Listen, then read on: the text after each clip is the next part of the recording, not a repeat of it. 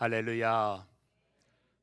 제가 필리핀에서 선교사로 사역을 했는데 올해가 33년째입니다. 그래서 필리핀 말로 좀 인사를 잠깐 드리겠습니다.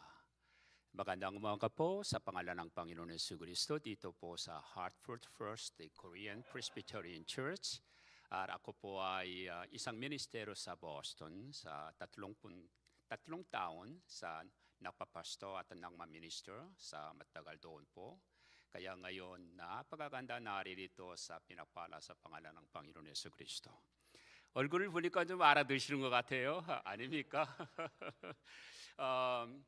아마 여기 계신 분들은 그런 생각을 하시겠지만 선교 사역이 33년 되면요 고향을 잃어버립니다. 어떤 의미에서는 저는 제가 필리핀이 조국이 되었습니다. 그러니까 뭐 우리 조국의 그 사정을 듣고도 가슴이 아프지만 필리핀의 그런 아픈 얘기들을 들으면 가슴이 아파요. 그러니까 아마 제가 이 민족을 정말 사랑하는구나. 그리고 내 모든 삶과 모든 것을 다 드려도 아깝지 않다는 생각이 듭니다. 근데 어떤 분들은 그런 생각하실 거예요. 사랑받을 자가 사랑을 받고 자격 있는 자가 또한 귀중히 여김을 받을 거라고 생각하지만 사역은 사랑받을 수 없는 사람이 사랑을 받고 어찌 보면 버림받고 수치스럽고 또 아무도 관심을 가져주지 않는 사람들에게 그 사역을 감당하는 것이 선교고 사역이라는 생각을 합니다. 모슬렘들 아무도 관심 안 가져주잖아요. 힌두교도들 아무도 관심 안 가져줍니다. 불교도들, 무신론자들 우리 관심 바뀝니다. 우리가 사랑할 자를 사랑한다면 우리가 과연 그리스도인이겠는가라는 생각을 하면서 제가 33년 선교 사역을 이제 올해 34년째가 됐는데 어떤 생각이 드느냐면은 하나님이 나같이 모관하고 또 문제가 많은 사람을 사랑할 수 없는 사람을 사랑함으로 나에게 하나님의 사랑이 얼마나 큰 것인지를 깨닫게 해주셨구나 라는 생각을 합니다. 그래서 돌이켜보니까 남에게 해준 것도 없고 남을 섬긴 것도 없고 또 보면 오히려 제가 과분하게 하나님의 사랑을 받고 하나님의 사랑을 깨닫고 더 많은 은혜를 누리고 있다는 것을 보게 됩니다. 제가 주님 앞에 서면 자랑할 것이 단 한 개도 없다는 것을 고백하게 됩니다. 내가 과연 주님 앞에 주님 이렇게 열심히 했습니다. 다른 분들은 많을 것 같아요. 정말. 근데 저는 제가 주님 앞에 서면 자랑할 것도 주님 앞에 내세울 것도 없지 않을까. 왜냐하면 제가 한 행동에 비해서 주님의 사랑이 너무 크고 주님이 주신 은혜가 너무 크기 때문에 비교 불가입니다. 아무리 제가 해도 주님이 주신 제게 은혜에 제가 갚을 수 없는 것이다 라는 생각을 합니다. 얼마 전에 우리 안건수 목사님께서 하트포드 제일장로교에 와서 말씀을 전하시면 좋겠다. 제가 미주에서 이렇게 한인교회에서 말씀을 전한 게 지금 2025년이니까 거의 15년, 16년 만이에요. 여러분들은 어떨지 모르지만 저는 거의 기적과 같은 일입니다. 제가 한인교회에서 한국어로 이렇게 설교하는 것이 뭐 하여튼 15년, 16년 만이에요. 그런데 되게 많은 분들은 제가 거절을 하면, 제가 전화를 안 받거나 거절을 하면 그냥 중단을 하세요. 아마 제가 제 삶 가운데 처음이에요. 이런 목사님은 줄기차시더라고요. 보통 뭐 그렇게 하고 한 6개월, 1년 지나면 싹 이제 관계가 끊어지거든요. 여러 해예요. 그리고 또 잊어질만 하면 제가 안성수 목사님 어떻게 생긴지도 모르고 이 교회에 와본 적도 없고 이 교회가 어떤 교회인지 저는 관심이 없어요. 저에게 부르신 하나님의 부르심을 따라가려고 저는 그것만 쫓아가는데 목사님께서 계속 얘기하니까 기도할 때마다 뭐가 다 걸려요. 또 걸리고 또 걸리고 잊혀질만 하면 연락을 주세요. 그리고 정말 저는 제가 가지고 있는 원칙에서 한인교회에서 말씀을 안 전하겠다고, 뭐 여러분들은 미주에 있는 한인교회 상황 아시잖아요. 뭐 또 아시는 분도 있고 모르시는 분도 있겠지만 저는 대교회란 대교회는 다 갔었고요. 세미나는 다 인도했지만 완전히 끊기로 작정을 하고 그렇지 않으면 제가 살 수 없을 것 같더라고요. 그런데 목사님이 얘기하는데 저는 사실 이 교회가 어떤 교회인지도 모릅니다. 그런데 여러 해를 말씀하시는데 어느 날은 기도 가운데서 내가 이렇게 신실한 종을 받느냐라는 감동을 주세요. 이 목사님은 진짜 목자의 마음을 갖고 계시구나. 그리고 정말 저희가 구덩텅이에 빠지는 것 같은 어려울 때 헌금을 보내주셨어요.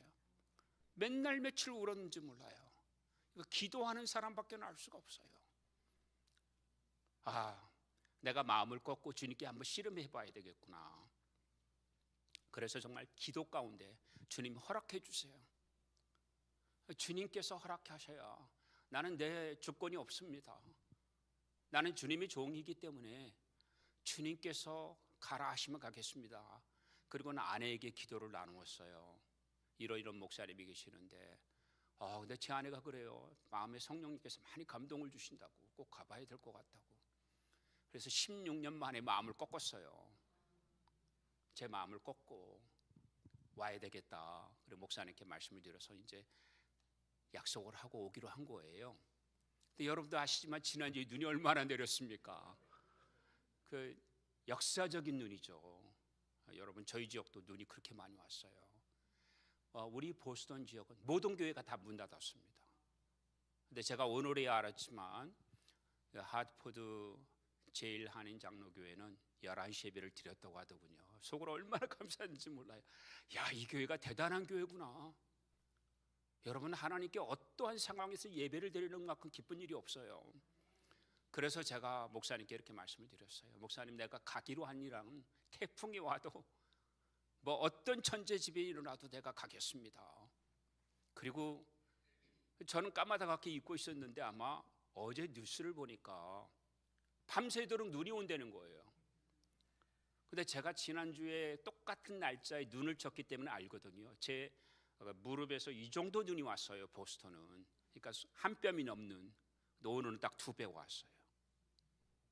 저희 집이 신발만 빠지는 게 아니고 바지까지 싹싹 빠지더라고요. 그 정도로 눈이 많이 왔어요. 그런데 목사님이 새벽 4시에 연락을 주셨어요. 선교사님 오실 수 있겠습니까? 또 감탄한 거예요. 정말 대단한 분이. 정말 여러분, 저는 제 생에서 여러 기쁨이 있는데 참된 목자를 만날 때 만나는 기쁨이 있어요. 정말 참된 목자는 양들을 위해 목숨을 버린다고 하잖아요. 이 목사님은 너무나 훌륭하신 분이구나. 그래서 제가 아까 오면서 물어봤어요. 목사님은 도대체 몇 시에 나오십니까? 주일날마다 저는 새벽 4시에 나옵니다. 제가 얼마나 회개했는지 몰라요. 저는 그냥 시간 맞춰서 나오는데 정말 회개가 막 되는 거예요. 이건 여러분에게 말씀을 전하려고 제가 온 게 아니고 저보고 은혜 받으라고 이렇게 하나님께서. 제가 도리어 여러분 교회와 목사님을 통해서 은혜를 받으러, 제가 여러분께 나눌 게 없어요. 사실은 나눌 게 없고 자랑할 것도 없고, 저는 주님 앞에 가면 여러분들이 하나의 책망을 받는다면 저는 한 100만 개가 있을 거예요.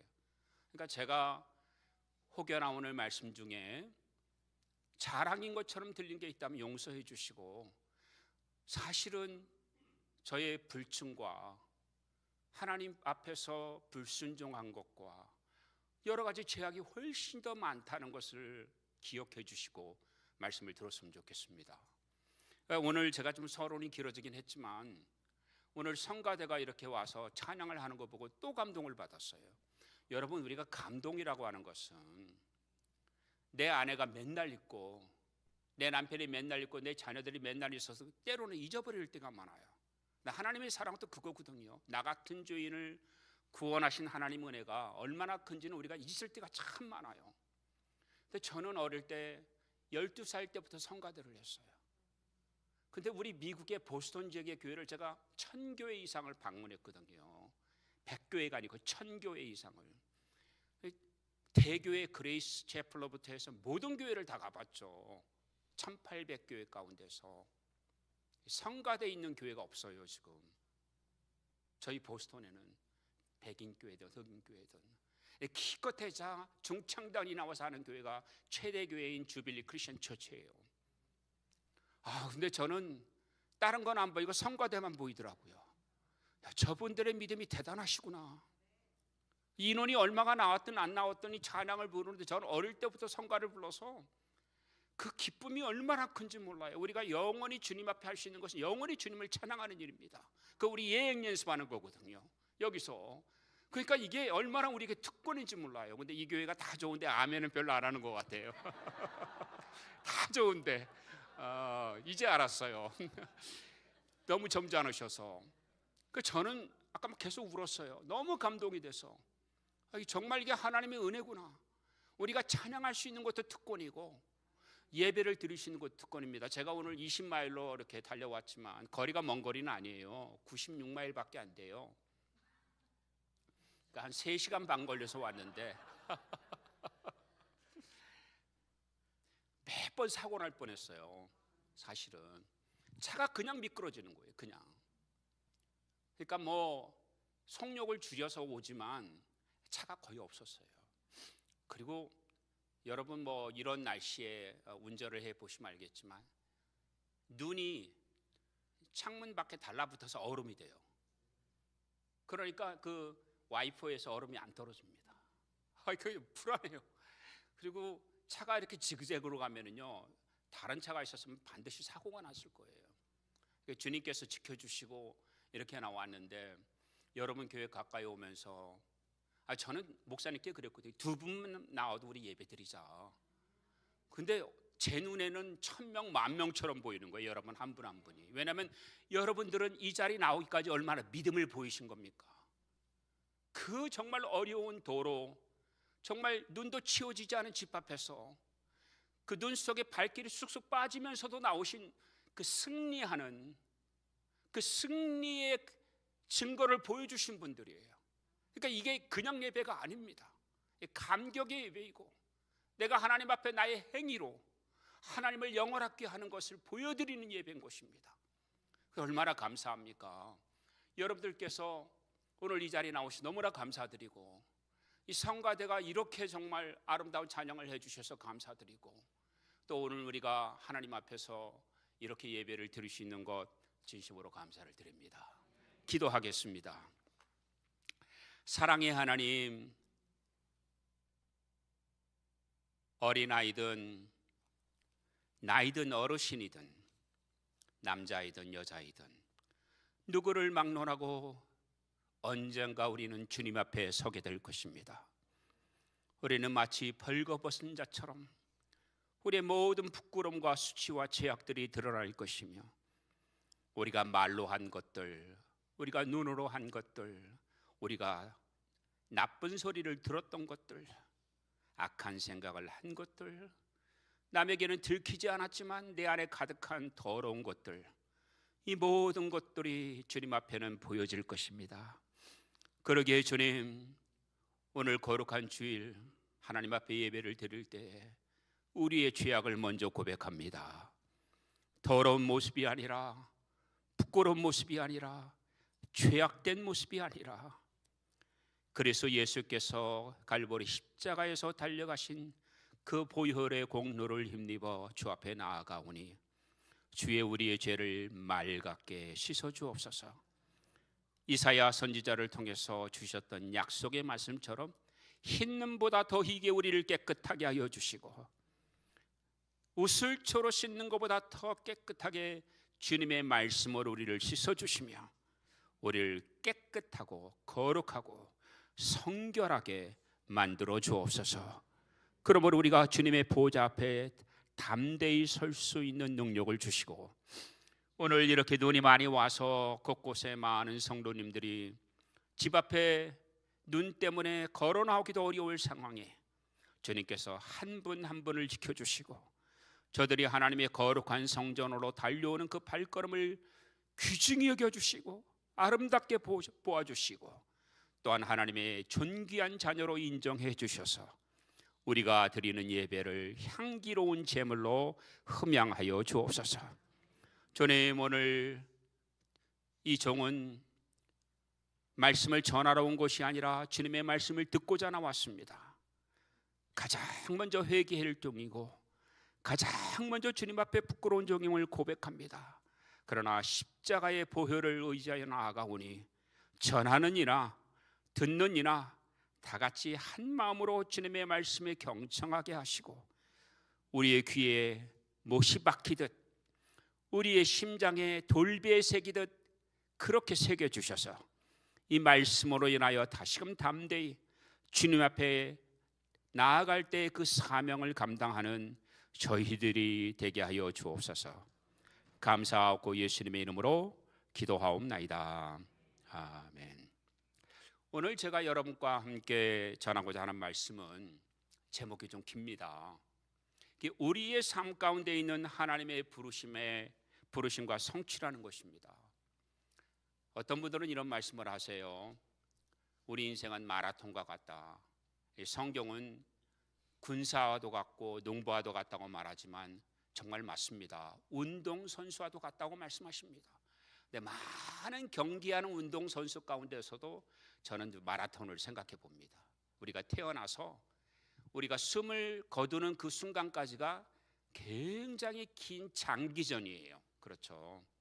그러니까 저는 지금 올해가 딱 한국에서 5년 반, 6년 사역을 한 것까지 합치면은요 39년 한 몇 개월이에요. 한 2, 3개월 지나면 제가 40년이 꽉 찹니다. 그러니까 저보다 사역을 많이 하신 분들에겐 제가 부끄러운 종이죠. 60년, 70년 하신 분도 계셔요. 제가 만나본 분들은 평양에서 나오셔서 60년을 사역하셨던 목사님도 계시고 70년을 사역하셨던 목사님도 계세요. 올해 100세가 되신 분도 계세요. 근데 한결같이 달려오신 분들이 계세요. 그런데 우리는 우리의 긴 그 장기 마라톤 가운데서 중도 하차한 사람도 보고 탈락한 사람도 보고 낙심한 사람도 보고 때로는 실패한 사람도 보고 때로는 더 이상 달리지 못하는 그러한 사람들을 보게 됩니다. 그러니까 우리가 인생이라는 것은 짧게 볼 수가 없는 거죠. 우리가 아무리 짧게 보아도 결국에는 마라톤이 종료되는 지점이 있지 않겠습니까? 우리가 주님 앞에 서는 그날이 있어요. 그 순간에 결정이 나는 것입니다. 아무리 초창기에 잘 달려도 중도 하차하면요 다 무너집니다. 아무리 마지막 순간까지 잘해도 그 잘한 것이요 마지막 순간에 잘못하면 다 무너져요. 여러분 캘리포니아 세크라멘토 지역에 금광이 발견돼 가지고 샌프란시스코로 사람들이 몰려와요. 그쪽으로 가기 위해서. 그러니까 미국에 우리가 그걸 골드러시라고 합니다. 그런데 어떠한 금광업자가 어마어마한 금이 거기에 묻혀 있다는 보고를 받고 그 산을 사들이고 장비를 사서 금광 개발을 하는데 아무리 파고 파도 금이 안 나오는 거예요. 정말 모든 재산을 다 날리게 됐고 어마어마한 부를 다 날리게 됐어요. 결국은 파산을 해서 이제 아무것도 할 수 없게 됐습니다. 그래서 이 금광업자가 그 안에서는 레일이라든지 수레라든지 장비들이 있지 않습니까? 이거를 고물상에 내놨어요. 근데 한 고물상 업자가 와서 이거를 그냥 고철로 쓰기에 너무 아까운 거예요. 물어보니까 우리 금이 나오지 않아서 이렇다고. 그래서 그 고철업자가 이렇게 얘기합니다. 그러면 내가 이 고철을 살 텐데 당신 금강도 살 게 있냐? 이건 뭐 완전히 버려진 땅이잖아요. 그래서 거의 그냥 줬다시피 샀대요. 그래서 이 고물업자가 금강에 대해서 아는 것도 없어요. 근데 그게 작동이 되는지 파고 30분 만에 그냥 지금 미국 역사상 제일 큰 금광이 터져버린 거예요. 저는 그 얘기를 이 미국 역사에 실제로 나오는 얘기지만 이 얘기를 들을 때마다 우리 신앙인은 이와 같다. 우리가 교회에서 열심히 충성합니다. 우리가 선교 사역도 열심히 감당합니다. 우리가 기도도 많이 합니다. 우리가 헌금도 열심히 합니다. 그런데 마지막 순간에 실패하는 사람이 꼭 있더라고요.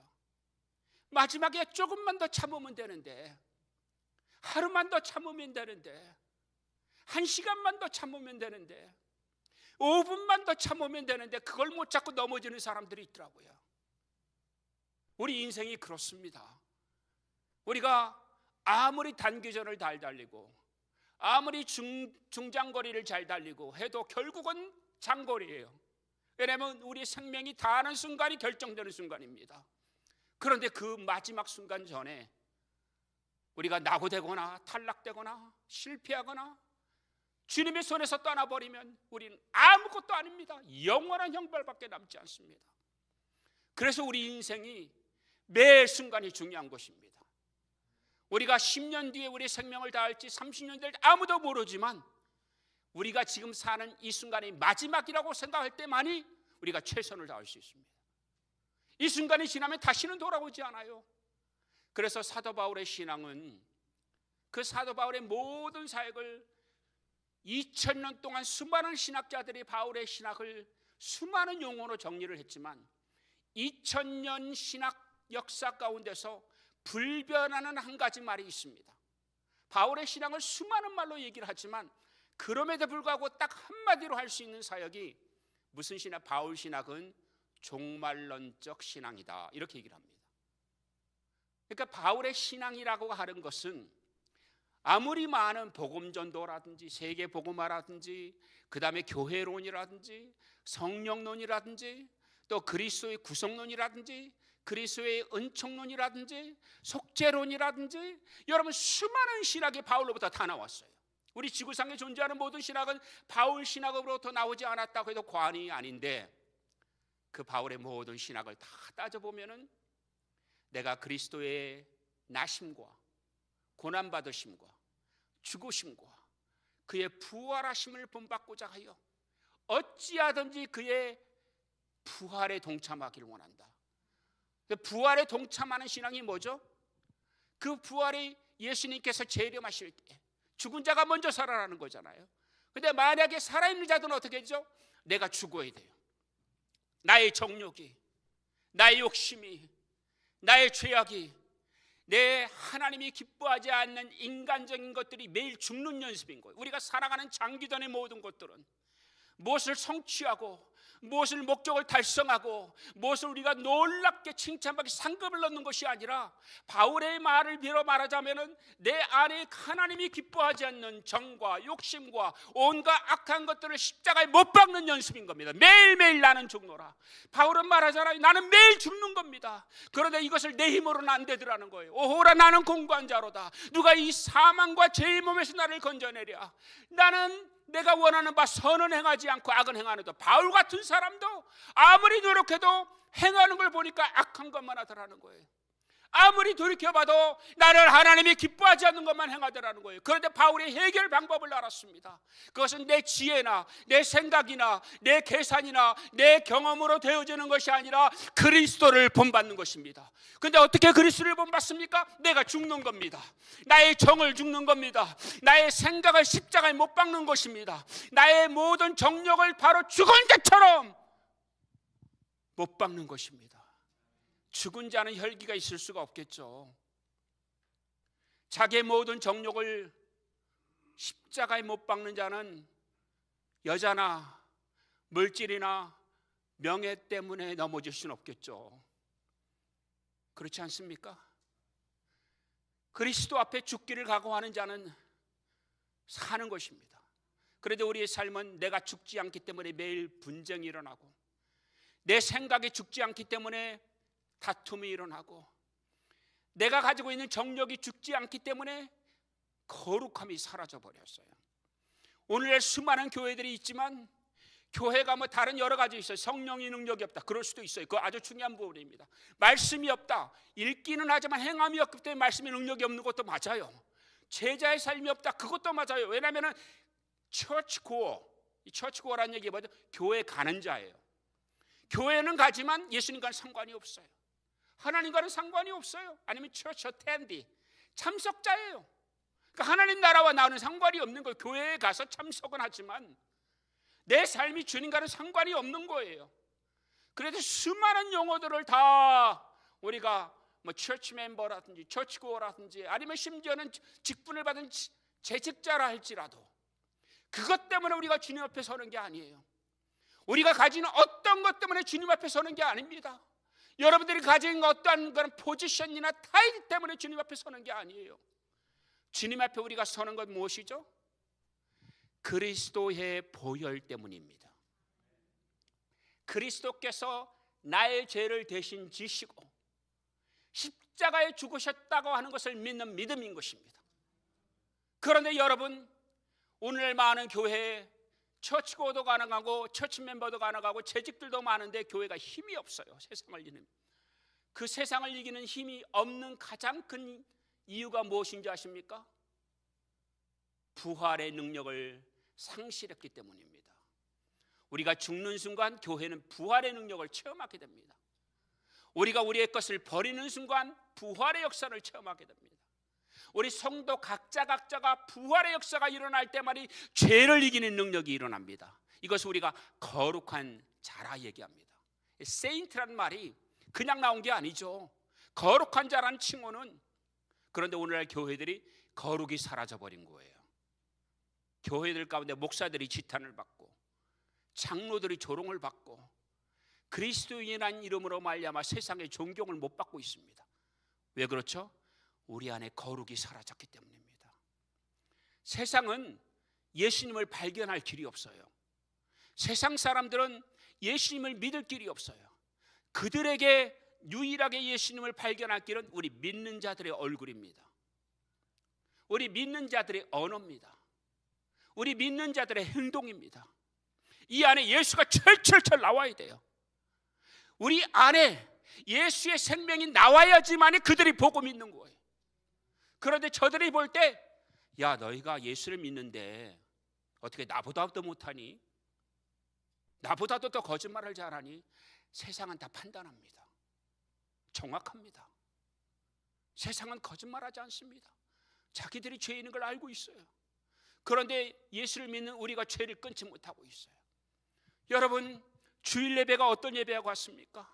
죄를 끊는 것이 주일 예배예요. 제가 믿기에는 아무리 세상에서 우리가 넘어지고 쓰러져도 다시 한번 기회를 주시는 앞에 나를 꺾어야 됩니다. 제가 19년 전에 LA 어느 교회에서 집회를 인도했습니다. 미주에서 제일 큰 교회예요. 수천 명, 지금은 10,000명 이상 나오는 교회예요. 그 교회에서 집회를 하는데 너무너무 많은 사람들이 왔어요. 자리가 없어가지고 복도에도 밖에 그냥 그래가지고 그냥 일반 사무실에도 그냥 어떻게 해서 예배를 드린다. 너무너무 많은 분들이 오셔가지고, 그래서 제가 설교하려고 이렇게 앞에 이제 무릎 꿇고 나왔거든요. 찬양 시간이었어요. 성도들이 전부 다 울면서 찬양을 해요. 그러니까 눈물 닦을 생각도 못해요. 이게 감각도 없어요. 울고 있는 것을. 제가 얼마 후에 그 예배 사진을 제가 받았어요. 아직도 제가 간직하고 있는 사진이에요. 우리 예배라고 하는 것이 이런 감격이 사라져 버렸어요. 죄인이 회개하는 예배, 악한 자가 돌이키는 예배, 죄악 가운데 있던 사람이 거룩한 곳으로 나오는 예배, 마귀에게 조롱받다가 마귀를 이기는 예배, 세상 가운데 속했다가 하나님께로 속하는 예배, 이게 예배가 터닝 포인트가 되어야 됩니다. 그냥 워럽맨의 예배가 돼서는 안 돼요. 우리가 주님 앞에 나올 때는 내가 지금 주님 앞에 섰다는 두려움이 있어야 돼요. 지금 드려지는 예배가 내가 그냥 장난이나 연습이 아니라 하나님의 거룩한 현존 앞에 섰다는 예배를 드려야 되는 겁니다.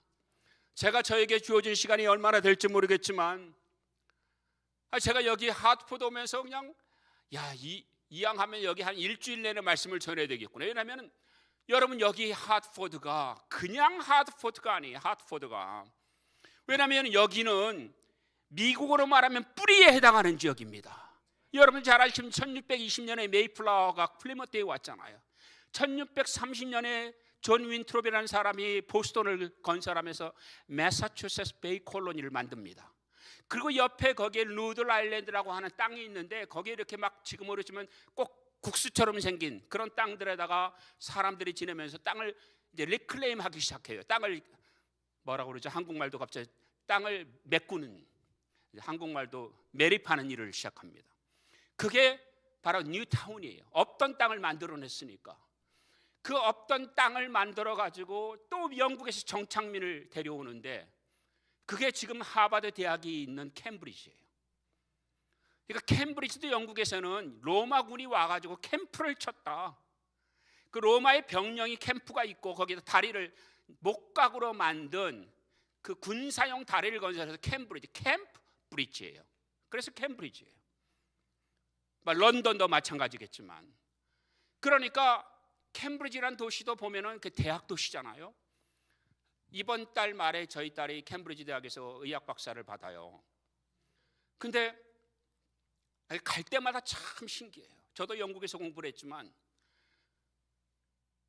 이게 지금 영국의 이런 중요한 도시하고 이 하트포드라고 하는 것은 얼마나 중요하게 연결되어 있는지 몰라요. 제가 이거를 정말 한 일주일 강의하면 여러분들이 야, 내가 사는 곳에 그냥 기도하면 안 되겠네라는 생각이 들 거예요. 왜냐하면 여러분 한 분 한 분의 기도가 너무 중요하기 때문에, 여러분들이 살고 있는 이 땅을 살려내는 일이 우리에게 맡겨져 있기 때문이에요.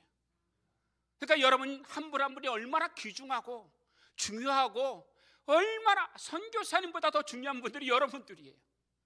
사실은. 그러니까 오늘 제가 말씀드렸지만 우리의 삶 가운데 하나님의 부르심, 나를 향한 부르심이 뭔가를 알면요, 이렇게 저는 설명을 할 수 있어요. 사람의 존귀함, 그 dignity of humanity, 사람의 존중함, 이것은 어디에서 나오냐면요, 역설적이에요. 어떤 사람은 사람이 굉장히 존중하게 될 수 있고 어떤 사람은 값어치게 돼요. 이런 얘기를 합니다. 포르쉐라든지 아우디라든지 머세디스 벤츠라든지 이런 명품차들을 독일 사람들이 만든답니다. 그런데 이 명품차를 가지고 이탈리안 장인의 손을 거치면 람보르기니가 돼요.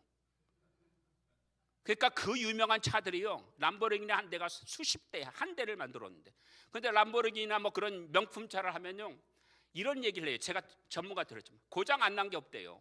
어떨 때는 문이 짝짝이도 하고 어떨 때는 엔진 하나 가운데 기름이 새기도 하고, 근데 아무도 불평 안 한다는 거예요. 장인이 하나하나를 직접 만들기 때문이랍니다. 문짝도 직접 만든다는 거예요. 어찌 보면 참 미련한 것처럼 생각되죠.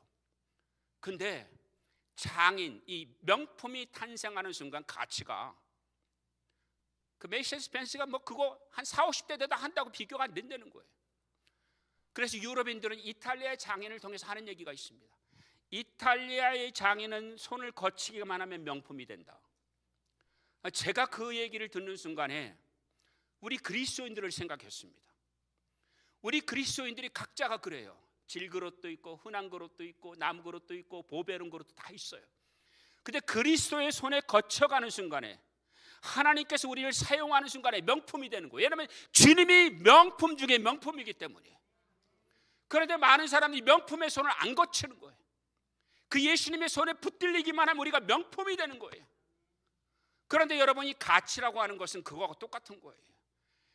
여러분, 천국을 찾은 그러한 상인의 비유가 나오잖아요. 이 사람이 그 어마어마한 재물을 갖고 있지만 그 재물을 들고 다니기도 힘들고 그 모든 재산을 땅을 늘 메고 다닐 수도 없어요. 어마어마한 재산을 갖고 있죠. 근데 어느 날 가다가 보니까 밭에 감추인 보화를 발견했어요. 그런데 성경이 정말 기가 막힙니다. 이 보화가 보이는 사람에게만 보배인 거예요. 하찮은 농부는 한 번도 보화를 본 적이 없기 때문에 그냥 조약돌이에요.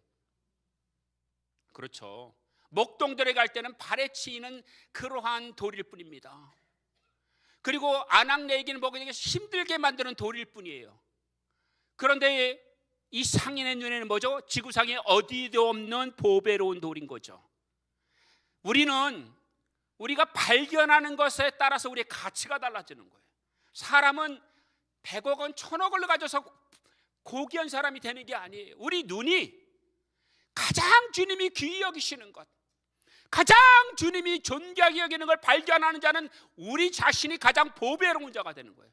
이 땅에 그 보배로운 보화가 다 널려 있어도 사람들은 못 보는 은사를 받았습니다. 지나치는 은사를 받은 거예요. 얼마나 많은 농부들이 바뀌었고 얼마나 많은 목동들이 바뀌었어요. 그런데 하필이면 왜 보배로운 것을 발견한 사람은 상인이라는 거죠. 온 세상을 다녔기 때문입니다. 가장 존귀한 것을 만져봤기 때문입니다. 우리 인생 가운데도 그러합니다. 여러분이 무엇을 하든, 여러분이 어떤 처지에 있든 여러분들이 가장 존귀한 걸 발견하는 자가 되면 여러분은 명품 중에 명품이 됩니다. 그분이 누구죠? 예수 그리스도인 것입니다.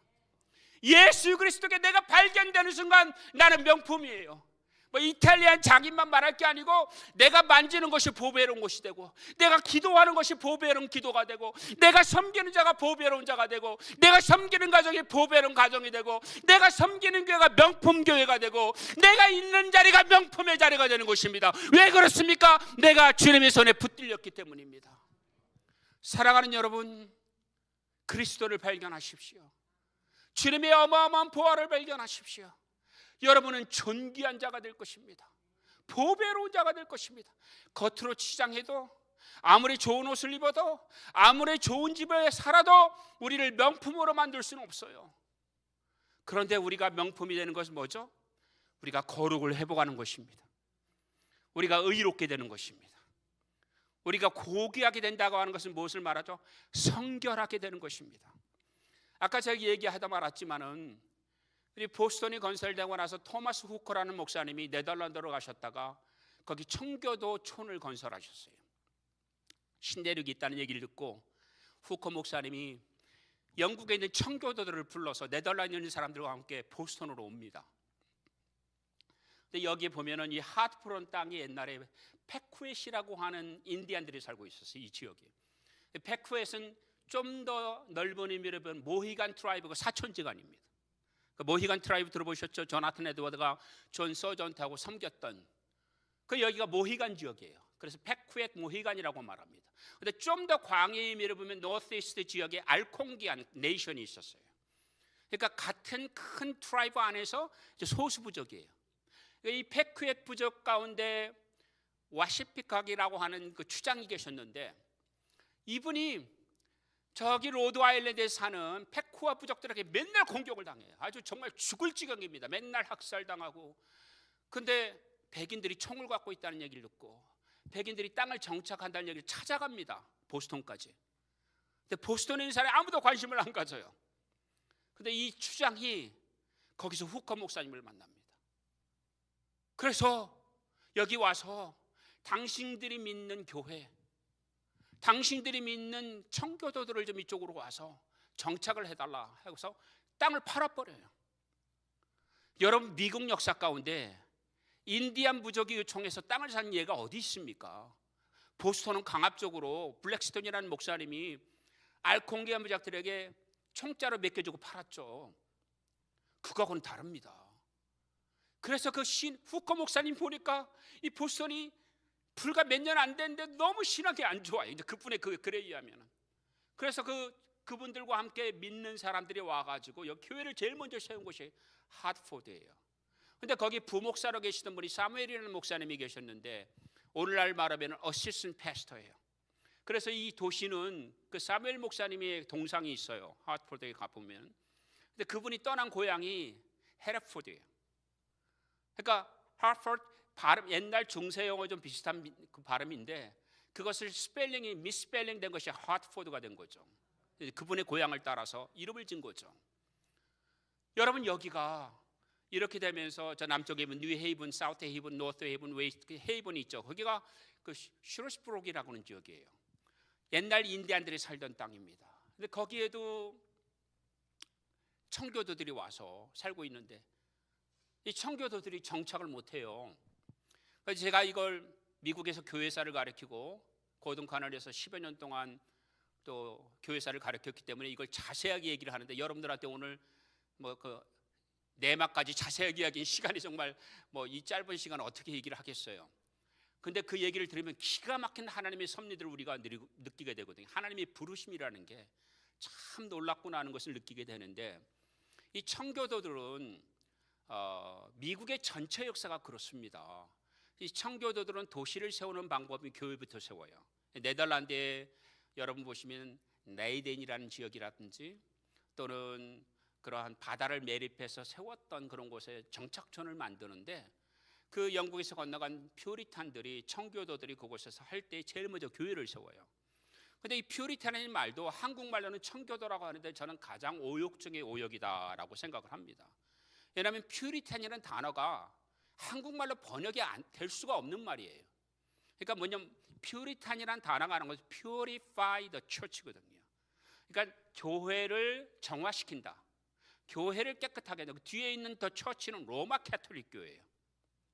아니면 로마화된, 우리가 교회에서는 라미시 처치라고 얘기하는데 로마화된 교회 이렇게 얘기를 합니다. 그러니까 로마 교황청이든 아니면 로마화된 교회. 그러니까 영국의 청교도 역사를 올리버 크로멜이나 다 보면 뭐냐면 영국의 국교회, 오늘날 우리가 많은 성공회 교회 아시죠? 앵글리칸 처치. 이 교회가 로마화됐다는 거예요. 로마 천주교와 비슷하다는 겁니다. 그래서 이러한 교회를 퓨리파이 해야 된다. 정화시켜야 된다. 그래서 생겨난 이름이 Purified Church예요. 근데 거기에서 닉네임으로 얻은 것이 퓨리탄이에요. 그러니까 한국말로 깨끗할 청자에다가 배울 교자에다가 무리도자를 쓰면 전혀 다른 의미가 되죠. 깨끗한 무리가 되죠. 아니죠. 더럽혀진 교회를 정화시키는 무리예요. 그게 청교동교예요. 교회가 타락할 때마다, 교회가 잘못된 길을 갈 때마다 말씀으로 돌아와서 잘못된 교회를 바꾸자는 게 퓨리탄이에요. 그러니까 그 의미를 모르고 한국말로는 청교도 그러면 일단은 저기 달나라 가 있는 거예요. 저는 그래서 이게 우리가 요즘에 뭐 퓨리탄 말하는 게 어려운 말은 아니잖아요. 그러니까 청교도라는 말을 쓰기보다는 퓨리탄이 더 나아요. 왜냐하면 그 단어로 생긴 오해가 더 많기 때문입니다. 그런데 여러분, 그 후커 목사님이 여기 와가지고 교회를 세우면 왜 그 인디안 주장이 그걸 요청했겠어요? 왜냐하면 이들이 네덜란드에서도 경험이 있고 영국에서 했지만 영국은 국가가 국교회로 정하고 있어서 대항할 길이 없어요. 다 이단자로 그냥 척결을 당하는 곳이니까 도망 나온 거거든요. 미국 땅으로, 신대륙으로.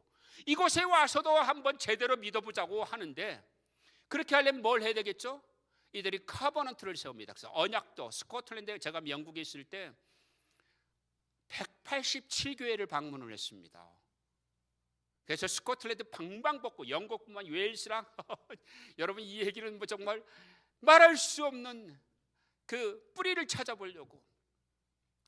그래서 이 스코틀랜드는 언약도라고 하는, 커버넌트라고 하는 신앙 역사가 아주 깊어요. 스코틀랜드 장로교회하고 스코틀랜드 독립교회가 있거든요. 이 둘 다 장로교회의 그런 제도를 따르는 교회인데, 그 언약도라고 하는 것은 뭐냐면 나 혼자만 내가 하나님 말씀대로 살겠다는 게 아니고 내 가족, 내가 갖고 있는 공동체가 하나님과 커버넌트를 세우는 겁니다. 하나님, 우리는 하나님만 섬기겠습니다. 마치 여호수아가 나와 우리 집은 우리 하나님만 섬기겠다, 너희들이 결정하라. 그게 딱 정확한 커버넌트, 계약이란 뜻이에요. 계약. 그러니까 하나님, 우리는 다른 신을 섬기지 않겠습니다. 우리는 곁길로 가지 않겠습니다. 우리는 하나님 말씀 외에는 다른 것을 쳐다보지도 않겠습니다. 그래서 우리가 보스턴 컴팩트라고 하는 것도 11개 조항이에요. 그러니까 이 사람들이 마을을 세울 때부터, 도시를 세울 때부터 하나님께 언약을 맺는 겁니다. 그래서 그것이 소위 말하면 이 후커 목사님에 의해서 생겨난 언약인데, 그것을 제정한 분이 부목사님이에요. 그래서 이 도시가 세워지기 시작하면서 하나님이 얼마나 놀라우냐면, 보스턴이 타락의 길을 갈 때마다, 매사추세츠가 타락의 길을 갈 때마다 여기에서 늘 부흥이 일어나요. 그래서 미국을 살리는 역사가 일어나요. 그게 제1차 대각성 운동이 바로 이 땅에서 태어난 사람이죠. 누구죠? 조나탄 에드워드예요. 그의 아버지가 티모티 목사님이시고, 그 티모티 목사님이 예일 대학의 파운딩 멤버입니다. 그래서 예일대를 세울 때는 90%는 아버지에게 세웠다고 볼 수 있습니다. 이 아버지는 얼마나 경건한 분이었냐면, 에드워드가 어릴 때부터 성경을 읽고, 어릴 때부터 예배를 드리고, 어릴 때부터 하나님을 경외하는 것을 교과서처럼 봤던 분이에요. 그래서 우리가 자녀 교육에서도 이렇게 하라, 이렇게 따르라라고 말하는 게 아니라 그렇게 행동하는 게 중요합니다. 하나님을 경외하는 모습, 하나님을 예배하는 모습, 하나님 말씀대로 순종하는 모습, 하나님 말씀대로 따라가는 모습을 보여주는 것이 교육입니다. 가르치는 게 아니에요. 이렇게 하라고 명령하는 게 아닙니다. 내가 행하는 것입니다. 그러니까 에드워드는 13명의 자녀 가운데서 최고의 명품이에요. 13살에 예일대를 갔어요. 이 얘기도 하려면 정말 3,000%로 빠지고 1701년에 예일대가 생겼는데요. 이게 왜 생겼죠? 하버드 대학이 청교도들에 의해서 시작돼 가지고 타락의 일로 가려요. 제일 먼저 한 게 뭐죠? 삼위일체 부인이에요. 삼위일체 부인 가운데 핵심이 뭐죠? 예수 그리스도의 구속성을 부인하는 겁니다. 그래서 하버드에 있는 9명의 교수들이 도저히 견딜 수가 없어 도망 나온 거예요. 이건 이제 보스턴은 하나님의 영광이 떠났다. 매사추세츠는 우리가 갈 곳이 없다고 해서 도망 나왔는데 아유 자기네들 먼저 몇 년 앞서서 후커 목사님 여기 세워놨네. 그래서 이쪽으로 와가지고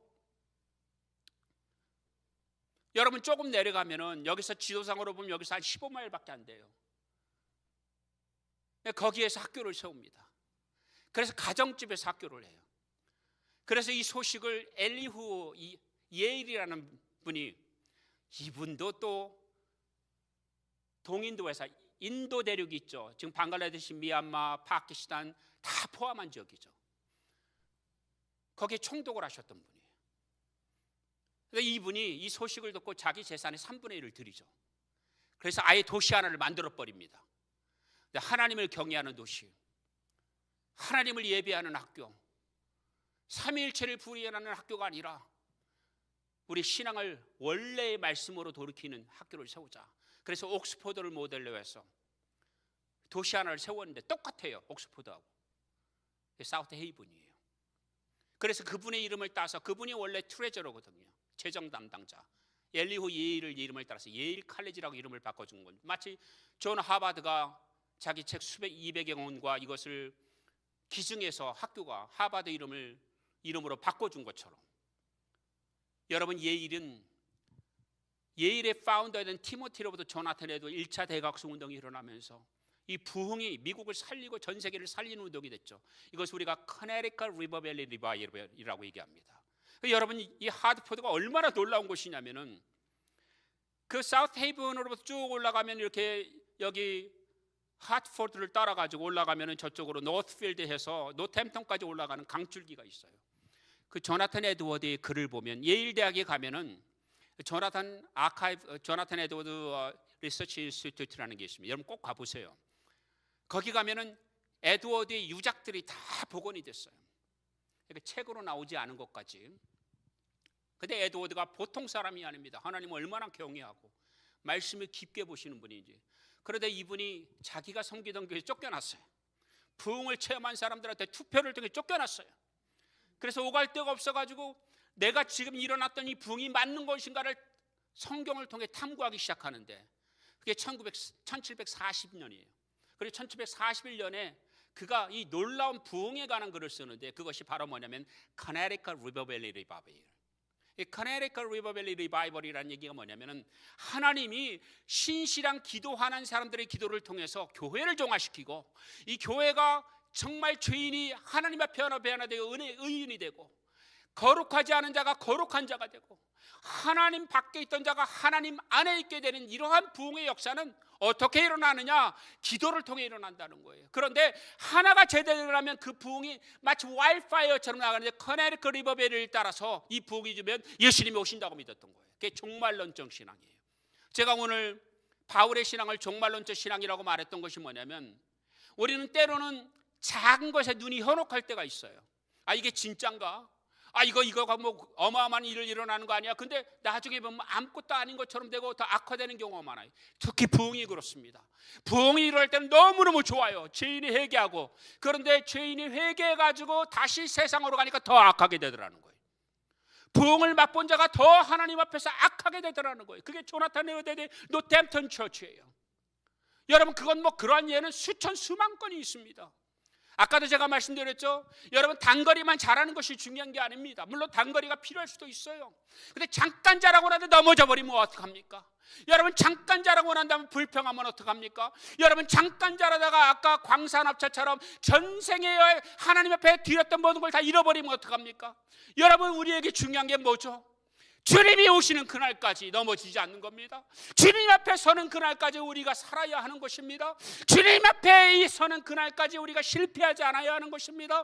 비록 우리가 부족할지언정 넘어지지 않아야 되는 것입니다. 우리가 하나님을 기쁘시게 할 수 있는 가장 놀라운 것, 잠깐 순간적이고 찰나적인 성공에 기뻐하지 말라는 겁니다. 그거 아무것도 아닙니다. 아무리 좋은 집 가지고 있어 만족하는 사람이 단 며칠이죠. 대골 같은 집 만들어 놓고 하면 1년 못 갑니다. 세금 폭탄 맞죠? 눈치 으느라고 고생하죠. 여기저기 펑크나면 돈 몇만 불씩 나가죠. 옆에서 집값 떨어진다는 심장도 떨어지죠. 여러분, 이게 우리 인생사 아닙니까? 또 그까지 집이 같이 올랐다고 얼마나 올랍니까? 다른 데가 살릴 때 더 들어요.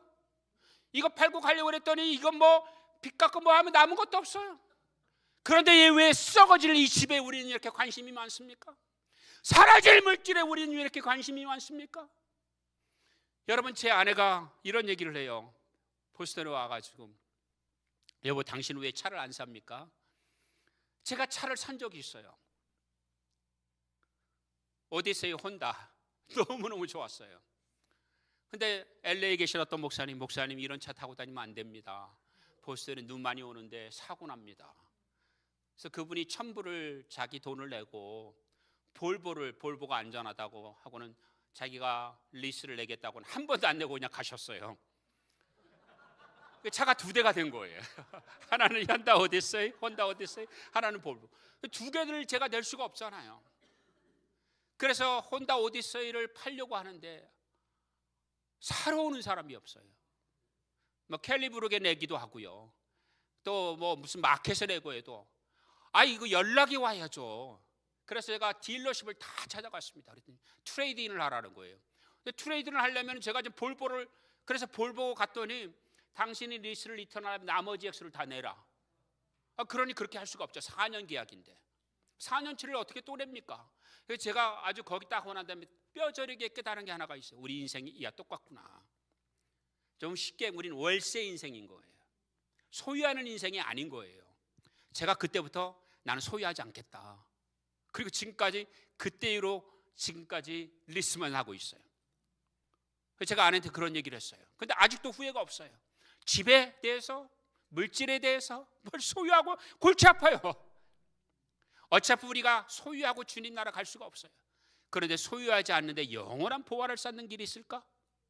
내가 이 땅에 소유하지 않는데 영원한 상급을 받을 수 있는, 성경이 오늘 말하고 있는 거예요. 바울이 내가 주님을 위해 일하는 것, 내 생명을 주님을 위해 드리는 것, 주님이 나에게 부르신 것을 위해 내가 달려가는 것, 주님이 나에게 맡겨주신 일을 내가 충성하는 것, 주님이 나를 부르신 그 부르심이 합당하게 내가 성취해드리는 것, 이건 다 쌓는 거예요. 하늘에 차곡차곡 쌓는 거는 이거보다 수지 맞는 게 어디 있어요? 세상에 이거보다 더 좋은 게 어디 있습니까? 방금 전에 아멘하는 분을 제가 똑똑히 봤는데 그분은 복을 만배로 받을 줄 믿습니다. 정말 우리가, 바울이 그래서 고백하는 거, 우리가 썩지 않을 것을 심고 영원한 것을 거두고, 우리가 이 땅에 심고 영원한 나라에서 거두며, 우리가 육신을 후패한다는 게 썩어 없어진다는 거. 육신은 나이 들고 다 하면은 젊을 때 한때죠. 우리 나이 들어 보세요. 제 아내가 최고의 미인이라고 그랬어요. 지금 60대 넘어 보니까 쭈글쭈글한 건 똑같더라고요.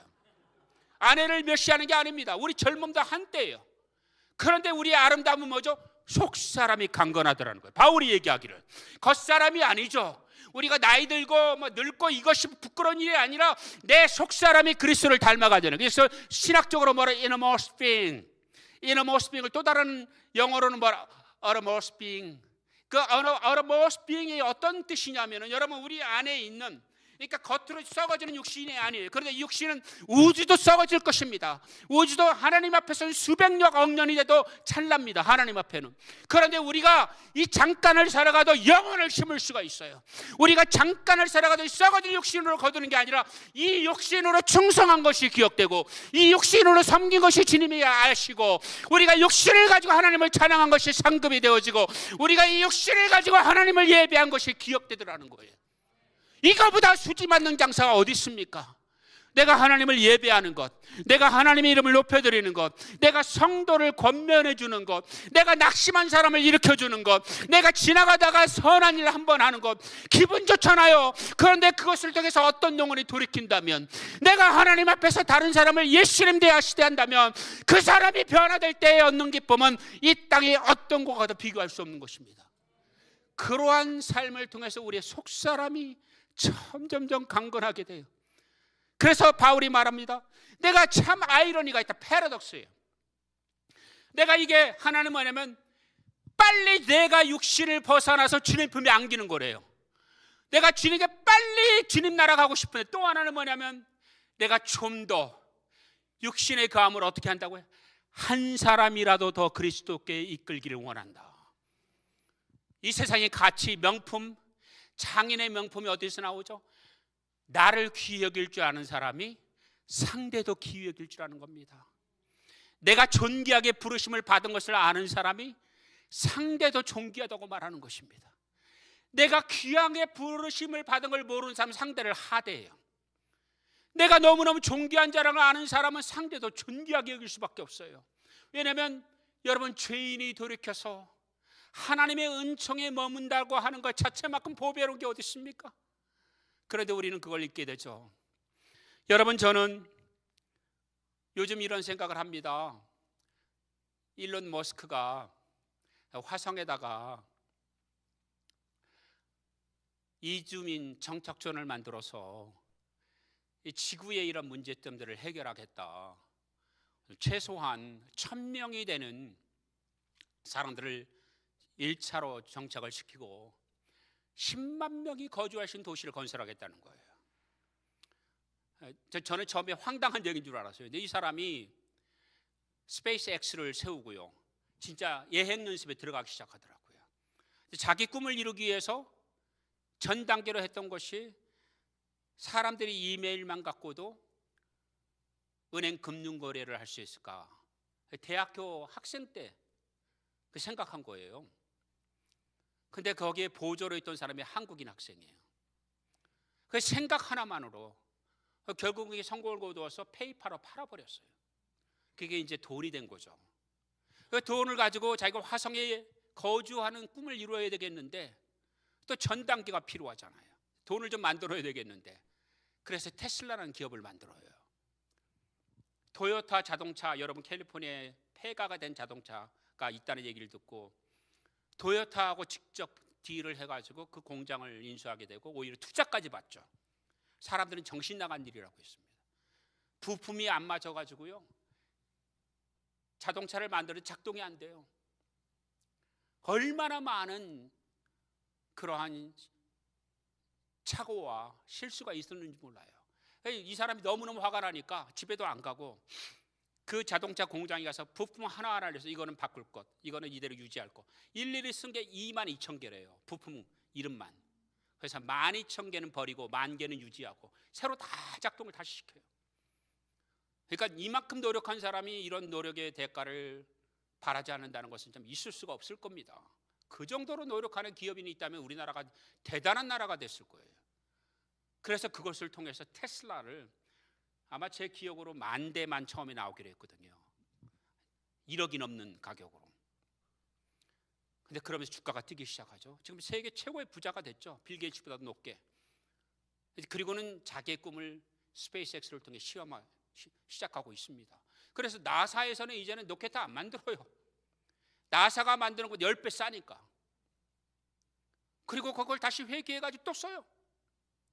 사람은요, 그 사람이 어떤 말을 하면 그 사람의 말에 신빙성이 있느냐를 봅니다. 제가 아까의 모두에서 교회가 파워가 없느냐, 믿는 자들이 예수는 믿는데 예수 믿는 사람들의 삶에서 파워가 안 나오기 때문입니다. 하나님 나라의 권세가 안 나오기 때문에 세상 사람들이 업신여기는 겁니다. 우리가 믿는 하나님의 말씀을 책임질 수 있어야 돼요. 그것이 권능과 능력으로 나타나야만 합니다. 그런데 우리의 행동 가운데 아무런 힘이 없어요. 세상은 조롱합니다. 바울은 하나님의 나라를 몸으로 보여준 사람입니다. 여러분, 일론 머스크가 그렇게 스페이스 하면서 지금 한 해에 1000개 이상의 로켓을 올려놓습니다. 그래서 지금 지구촌의 문제가 과부하가 걸렸어요. 너무 인공위성이 많아가지고 지금은 이것 때문에 천문학자들이 세운 수천억 원에 해당하는 천문대들이요, 오작동을 일으키고 있어요. 심지어 이것 때문에 지난번에 캐나다에서는 대량 정전 사태가 벌어지기도 했습니다. 그리고 그것이 또 지구의 자기장에 영향을 미치기도 하고 있어요. 그러니까 자세하게 그런데 일론 머스크는 뭐냐면 화성에 가서 그 추운 영하 60에서 영하 116도까지 떨어져요. 사람이 살 수가 없는 곳이에요. 물도 없어요. 그리고 화성은 제일 큰 문제는 뭐냐면은 안에 핵이나 멘틀이요 식어버렸어요. 지구는 핵이 뜨거워요. 그 다음에 지구 핵이 있는 내핵이 있고 외핵이 있어요. 여러분, 이것이 과학적으로 하나님이 우리를 얼마나 아름답게 창조하셨는지를 과학을 연구하면 갈수록 우리는 정말 기가 막히게 됩니다. 그래서 나라는 존재가 우연한 존재가 아니구나, 나라는 생명 자체가 하나님 앞에 태어나게 너무너무 하나님의 완벽한 걸작품이라는 걸 깨닫게 되는 순간, 아까도 똑같은 말씀드렸지만 내가 걸작품이 되고 명품이 되는 겁니다. 그건 그리스도의 예정하심과 그리스도 안에 우리를 택정하신 하나님의 예정 때문이에요. 그러니까 여러분, 이것을 아는 사람들은 존귀하게 되는 거예요. 그런데 이것을 모르는 사람들은 막 나가요. 값없게 행동해요. 아주 값싸게 행동합니다. 그리스도인들이 고품격 있게 아름답게 존귀하게 행동할 수 있는 우리가 싸구려가 되어버렸어요. 교회가 싸구려의 잔치잔이 됐어요. 이러면 안 되겠죠. 이러면 안 됩니다. 우리는 존귀한 자들입니다. 그런데 우리의 존귀함은 그리스도 안에 있을 때만입니다. 그리스도 밖에 있을 때는 죄인일 뿐이에요.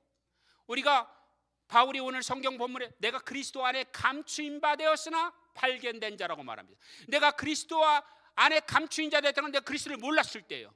근데 그리스도를 발견하고 나니까 뭐죠? 내가 너무 존귀한 자더라. 그래서 그의 죽으심과 그의 고난과 죽으심과 부활하심에 참여하고자 하니, 이는 내가 이미 얻었담도 아니라 내가 이미 성취했담도 아니라 이미 푯대를 향하여 나에게 달려주신 그 주님의 길을 내가 달려갈 뿐이라. 할렐루야. 여러분, 이러기 때문에 우리의 삶이 존귀해지는 거예요. 그런데 여러분, 화성의 그런 문제점들을 해결하겠다는 거예요. 지구 중력이 6분의 1밖에 안 됩니다. 여러분, 우주인들의 제일 큰 문제가 뭐죠? 우주에서 6개월 유영하고 그러면요, 대부분의 사람들은 골다공증 걸립니다. 중력이 없어져 버리니까 골밀도가 낮아져요. 그래서 온 신체 기능이 다 망가져 버려요. 그 우주인들이 단명하고 우주인들이 건강을 찾는데 너무너무 힘들어요. 여러분, 소변 보고 대변 보는 게 얼마나 힘든지 아십니까? 칫솔질을 해야 되는데 공중에 치약이 튀어다니기 때문에, 그래서 우주인들이 쓰는 칫솔질은 달라요. 물을 쓸 수가 없어요. 물을 마시려고 해도 물방울이 퉁퉁 물을 마시는 방법 그렇게 하면 안 돼요. 호수를 통해서밖에는 불가능해요. 산소 공급이 안 되면 그들은 그냥 그 시체가 영원히 썩지 않고 공중에 떠답니다. 우주에서.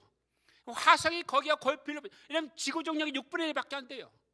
그런 곳에 억지로 땅을 만들어 가지고 사람의 골밀도가 10년만 살면 어떻게 되겠죠? 그건 뭐 우리 신체의 모든 근육의 기능들이 잡아당기고 끌어주고 밀어주는 기능들이 다 사라질 것입니다. 그리고 거기 억지에 우리가 숨을 쉬고 공간해야 되는데 산소를 통해서만 공기를 할 수 있어요. 그래서 화성 뒤에 있는 얼음산이 있는데 그걸 녹여가지고 억지로 산소를 만들어내겠대. 근데 아직 과학적으로 얼음산을 발견한 증거는 없습니다. 그리고 그걸 녹이려면요, 원자폭탄 100개가 필요합니다. 우주선 하나에 그걸 실어나갈 길이 지금 없어요. 여러분, 이 많은 과학의 얘기를 제가 어떻게 다 하겠습니까만은, 화성까지 가는 것도 연료를 손실한다면은 정말 그건 비행기 몇백 대를 써야 될 거예요. 그래서 지금 우리가 하는 보이저 2호 뭐 이런 거 다, 또 제임스 웹 이런 건 뭐냐면 연료를 쓰지 않는 방법이 뭐냐면 중력, the gravity force라고 하는데요. 그러니까 태양계 안에 존재하는 중력들을 이용해서 자석이 잡아당기듯이 하면서 그곳을 타고 가는 거예요. 그러니까 우리가 우주선을 화성을 쏴도 그 지구가 공전할 때 화성과의 같은 일계상이 있을 때 그때 쏘아 올리면 잡아당기는 중력 힘으로 딸려가요. 그래서 거기서 리턴해가지고 또 태양계로 돌아올 때 그걸 계산해서 오면 그게 제일 빠르게 1년 6개월이에요. 현재 우리 인류가 할 수 있는 게. 그래서 나머지까지 잡으면 2년을 잡는다고 하는 거예요. 2년 동안에 거기서 사람이 우주선 안에서만 숨을 쉬기 위해서 산소통을 공급하는 것이 로켓 몇 개를 놔야 돼요. 여러분, 그렇게 단순한 문제가 아닙니다. 근데 거기 1000명을 싣고 가요? 몇 천조, 뭐 이건 미국, 제 생각으로는요, 그게 참 어리석고도 어리석은 일입니다. 근데 그렇게 해서 했다고 하십시다. 사람 거기서 못 삽니다. 죽어도 못 살아요. 왜 그렇습니까? 태양풍 때문입니다. 태양풍이라고 하는 것은 쉽게 얘기하면 우리가 말하는 수소하고 헬륨이 뉴클리어 리액션을 통해서 원자폭탄처럼 터져요. 그러면서 어마어마한 양의 방사선이 육진이 됩니다. 그래서 이 방사선이 태양계 밖에 나가지 말라고 하나님께서는 수금지와 목토, 천왕성, 명왕성은 물론 빠졌지만 명왕성 밖에 쭉 보면은요 얼음 덩어리가 태양계를 쫙 감싸고 있어요. 축구콕처럼. 그래서 태양계 안에 있는 방사성은 바깥으로 안 나가요. 그런데 우리가 지구에서 1000km, 보통 그러한 인공위성들은 450에서 500km 위에서 돌아갑니다. 좀 빠른 것은 400km가 되죠. 어떤 거는 뭐 600km도 있어요. 근데 보통 기준점이 450km입니다. 그런데 이 우주선에 나가는데 제일 큰 문제는 뭐냐면은 우주복을 입지 않는 한 사람은 피폭돼서 죽어요. 어마어마한 태양으로 도는 방사선 때문입니다. 그런데 화성에 가면 방사선에 피폭돼서 죽을 겁니다. 다.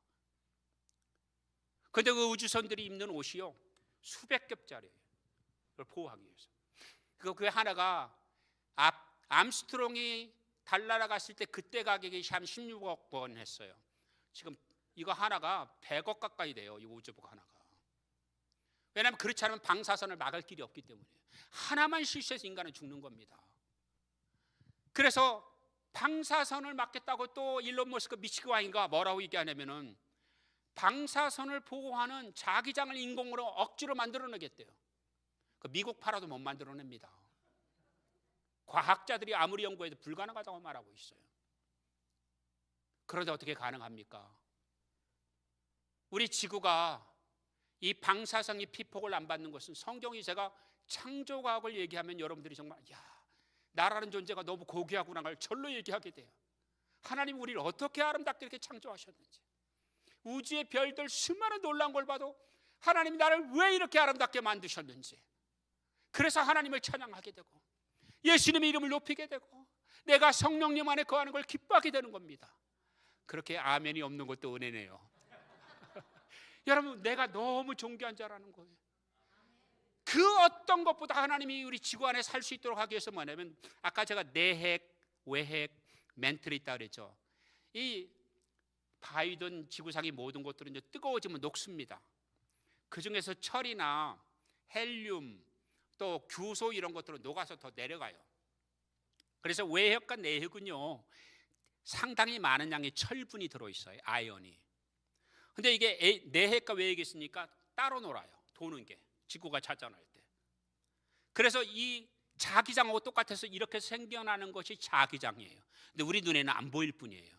그래서 북극과 남극에 보면 이렇게 자기장이 있는 게 보이죠. 태양풍에 아무리 방사선이 많이 와도 이 방사선은 자기장을 못 뚫습니다. 그래서 지구 우리 몸에는 방사선이 안 들어오는 거예요. 근데 우리가 지구 바깥을 나가니까 현실에 직면하는 거예요. 하나님이 사람 하나를 만드신 것, 하나님이 우리가 예수님을 믿도록 만드는 것은 우주를 다 주고도 받고 싶은 최고의 걸작이에요. 그래서 내 삶이 얼마나 그리스도 안에 존귀한 것인가, 내가 그리스도 안에서 부르심을 받은 게 얼마나 귀한 것인가, 나라는 사람이 예수님을 통해서 예수 믿는 것이 어마어마한 축복이 나는 순간에 내 삶이 보배로워지는 것입니다. 존귀하게 되는 것입니다. 기뻐하게 되는 것입니다. 사랑하는 여러분, 제가 오늘 설교 준비하고 단 한 줄도 못했는데 괜찮습니다. 한 줄도 못했지만 제가 여러분에게 말씀드리고 싶습니다. 여러분 한 분 한 분은 세상에서 가장 존귀한 자입니다. 그래서 세 분 이상 한번 얼굴을 보시면서 당신은 세상에서 가장 존귀한 분입니다라고 말씀해 주시기 바랍니다. 당신은 세상에서 가장 존귀한 분입니다. 당신은 세상에서 가장 존귀한 분입니다. 당신은 세상에서 가장 존귀한 분입니다. 눈을 보고 얘기하세요. 미국 사람도 눈 안 보고 얘기하면 여기 미국에 사시다 무시한다고 생각하죠. 그래서 우리 아이들 학교에서 교육할 때 똑바로 보도록 이렇게 내가 듣고 있습니다. 당신의 얘기를 잘 알고 있습니다. 그런 의미를 딱 우리 손자 있는데 그거부터 교육시켜요. 정말이에요. 그 미국 유럽인도 마찬가지예요. 그러니까 한국 사람들은 눈을 내리고 얘기해요. 아니, 그러지 마시고 눈을 똑바로 보시고 세 분 이상, 당신은 하나님이 가장 존귀한 분입니다. 한번 인사하시기 바랍니다.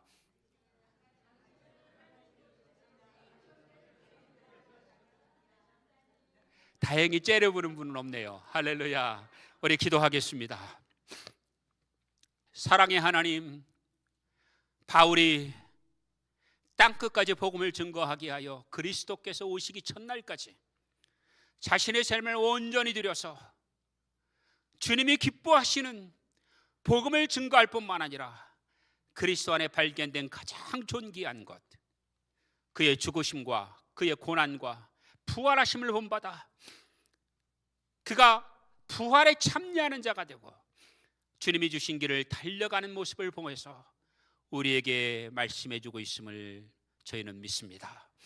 우리에게 맡겨주신 사명, 우리를 부르신 하나님의 그 존귀함이 얼마나 놀랍고 우리 한 사람 한 사람이 얼마나 존귀한 자이고 그리스도 예수를 통해서 우리를 부르신 것이 이보다 귀한 것이 없다는 것을 우리에게 알게 해주시고 하루하루의 삶이 복되게 하시고 한순간 한순간의 삶이 아름답게 하시고 내가 가는 곳마다 그리스도의 향기가 나타나고 내가 가는 곳마다 그리스도의 영광이 나타나고 내가 가는 곳마다 그리스도의 부활의 역사가 일어나게 하여 주옵소서. 특별히 우리 안성수 목사님을 복되게 사용하시는 주님, 목사님에게 지혜와 능력과 하나님의 자비하심과 은혜를 부어주시고 더 많은 성도들이 정말 사슴이 물을 찾아 헤매이듯 양떼들이 꼴을 찾아 달려가듯 이 교회를 통해서 말씀의 꼴을 먹게 하시고 진리를 발견하게 하시고 이 교회가 세상의 많은 교회 가운데 힘 있는 교회, 승리하는 교회, 그리스도의 영광을 나타내는 교회로 만들어주시고 또 목사님과 성도님 한 분 한 분이 하나 되어 하나님의 영광을 나타나게 하옵소서. 예수님의 이름으로 감사하며 기도하옵나이다.